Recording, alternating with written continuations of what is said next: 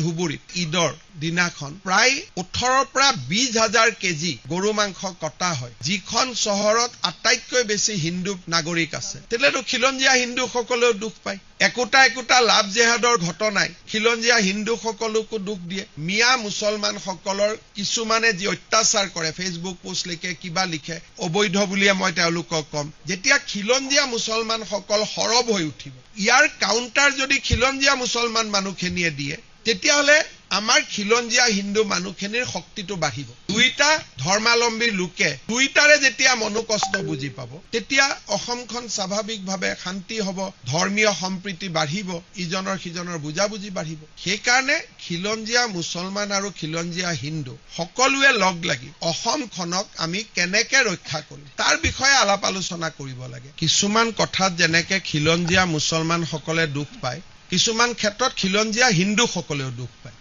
এনেকুৱা হ'ব নালাগে যে হিন্দুসকলৰ দুখ পোৱাটো আমি চিন্তা নকৰিম। যেনেকে ধুবুৰীত ঈদৰ দিনাখন প্ৰায় 18 পৰা 20,000 কেজি গৰু মাংস কটা হয়, যিখন চহৰত আটাইতকৈ বেছি হিন্দু নাগৰিক আছে। তেলেতো খিলঞ্জীয়া হিন্দুসকলেও দুখ পায়। একোটা লাভ জেহাদৰ ঘটনাই খিলঞ্জীয়া হিন্দুসকলকো দুখ দিয়ে। সেইকাৰণে খিলঞ্জীয়া মুছলমান আৰু খিলঞ্জীয়া হিন্দু সকলোৱে লগ লাগি অসমখনক আমি কেনেকে ৰক্ষা কৰিম তাৰ বিষয়ে আলাপ আলোচনা কৰিব লাগে। আৰু আমাৰ চৰকাৰ হোৱাৰ প্ৰথম অৱস্থাতে আমি কৈছো যে খিলঞ্জীয়া হিন্দু মুছলমান সকলোৰে অধিকাৰ অসমত একে সমান, তাত আমি কেতিয়াও ডিসপিউট কৰা নাই। কিন্তু মিয়া মুছলমান সকলৰ কিছুমানে যি অত্যাচাৰ কৰে, ফেচবুক পোষ্ট লিখে, কিবা লিখে, অবৈধ বুলিয়ে মই তেওঁলোকক কম। প্ৰতিটো দিনে একোটা মিয়া মুছলমানে ফেচবুক কৰে, ইনষ্টাগ্ৰাম কৰে। যেতিয়া খিলঞ্জীয়া মুছলমান সকল সৰব হৈ উঠিব, ইয়াৰ কাউণ্টাৰ যদি খিলঞ্জীয়া মুছলমান মানুহখিনিয়ে দিয়ে, তেতিয়াহ'লে আমাৰ খিলঞ্জীয়া হিন্দু মানুহখিনিৰ শক্তিটো বাঢ়িব।